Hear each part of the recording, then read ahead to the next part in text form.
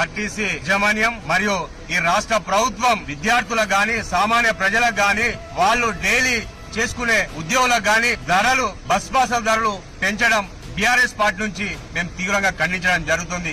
అయ్యా ముఖ్యమంత్రి గారు ఆడవారికి ఫ్రీ అని చెప్పి మహాలక్ష్మి అని చెప్పి వాళ్ళ తల్లులకేమో బస్ పాసులు ఫ్రీ, వాళ్ళ పిల్లలకేమో అధిక బస్ పాసులతో దాదాపు 30% అధికంగా పెంచడం చాలా దురదృష్టకరమని ఈ సందర్భంగా తెలియడం జరుగుతుంది.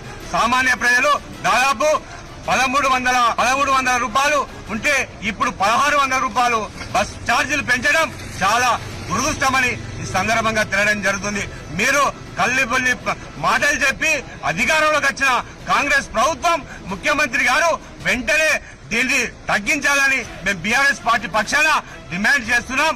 రానున్న రోజుల్లో విద్యార్థులకు ఈ అకాడమీ స్టార్ట్ అయ్యే ముందు విద్యార్థులకు అధిక భారం మోపడం చాలా సిగ్గుచేటని ఈ సందర్భంగా తెలియడం జరుగుతుంది. విద్యార్థులకు చాలా ఇబ్బందులు అవుతుంది. దాదాపు సంవత్సరానికి కొన్ని కోట్ల రూపాయలు అదనంగా భారం పడుతుందని ఈ సందర్భంగా తెలియడం జరుగుతుంది.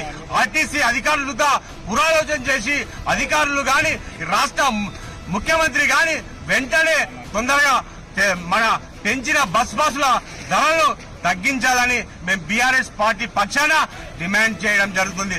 లేకపోతే రానున్న రోజుల్లో విద్యార్థులతో కలిసి ప్రజలతో కలిసి ఖచ్చితంగా ఆందోళనకు దిగుతామని ఈ సందర్భంగా తెలియడం జరుగుతుంది. మాది ఒకటే డిమాండ్, విద్యార్థులకు ఖచ్చితంగా ఉచిత బస్ పాసులు ఇవ్వాలని మేము బీఆర్ఎస్ పార్టీ పక్షాన డిమాండ్ చేయడం జరుగుతుంది.